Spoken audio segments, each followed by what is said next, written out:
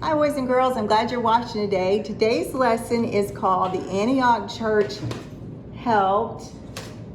Wait, there's something going on. Hang on just a minute, guys. There's something going on. Mr. Sean won't stop bothering me. Well, Mr. Lee, maybe he needs some help. You need help? He needs help. Okay, all right. Why don't you go help him and get ready for the lesson? But I don't want to. But you know what? The Bible says we're supposed to help others. You're right. All right, come on, Mr. Sean. Even when we don't feel like it. Fair point. So the title is The Antioch Church Helped. And the verse is a really short verse. It's Galatians 5:13. It says, serve one another through love. And we know that Mr. Lee really loves Mr. Sean. He was just kind of kidding around. He's really going to go help him. And let me tell you what the life point is. It's the church helps fellow Christians. And we need to help each other. We need to help people outside our church. And you are not too young to help. You know, sometimes kids feel like, I'm too young to help, but you're not. You can help so much. And so I encourage you to look for ways that you can help at home and at church and in your community and do those things to honor God and serve Him. Hope to see you soon. Bye-bye. Good morning, everybody. I hope y'all had a great week last week, and I hope you're having a great Sunday morning so far. I'm here at the Lego table in the game room, and I was just thinking about Legos, because you see, Legos all have a purpose, especially when you get like one of the Lego sets. Every single piece has its own purpose, and no two pieces serve the same purpose. Now, check it out. You can't really build much with one Lego. I mean, maybe you could tell yourself that this is a brick, or a loaf of bread, or a shoe, something like that. But you can't really do very many interesting things with one Lego. However, if you have a bunch of Legos,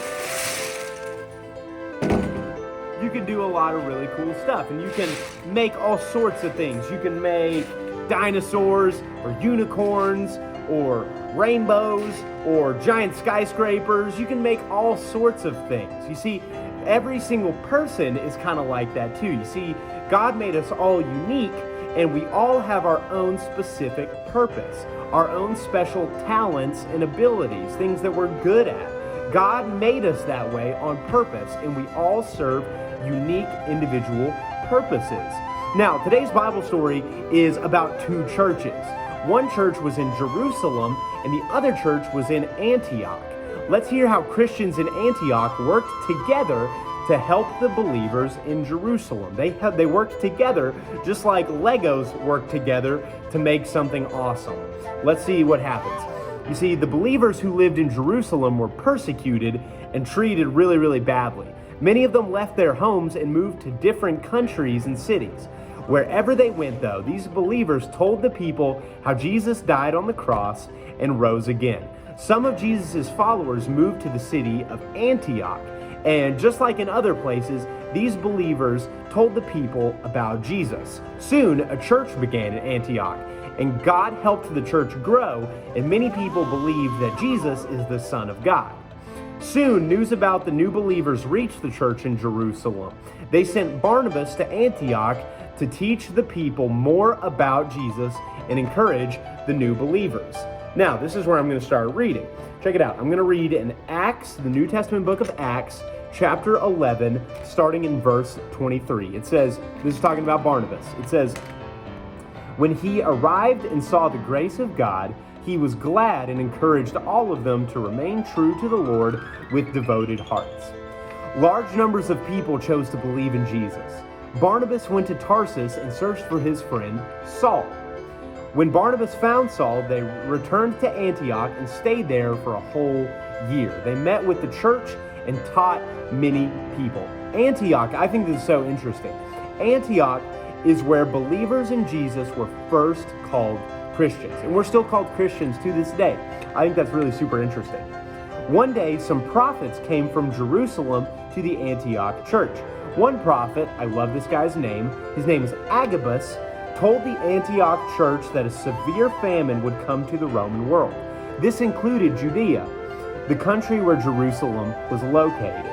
There would be no rain, and people would have a really hard time finding food to eat. So that's a big problem, but let's see what happens. It says, this is in verse 29, it says, each of the disciples, according to his ability, determined to send relief to the brothers and sisters who lived in Judea. They did this, sending it to the elders by means of Barnabas and Saul.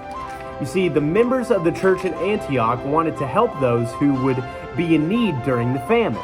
Each person gave what he was able to give, and when the church members collected everything, Barnabas and Saul took the gifts to the believers in Judea. Jesus also helped people everywhere he went. He made sick people well, he taught people about God, and helping others is one way to worship God and be like Jesus. I want you guys to be thinking about how y'all can help other people this week. Maybe there's a neighbor who doesn't have any family or friends nearby. Maybe you and your family can go visit them and maybe bake them some cookies or something like that. Maybe there's an elderly person in your neighborhood who needs help with yard work. I want you to be thinking of ways that you can help others this week, because there's an old saying that says, we are never more like Jesus than when we are serving. So, I want you to be looking for every opportunity you can to help others, help your family, and serve those around you. Have a good week. See you later.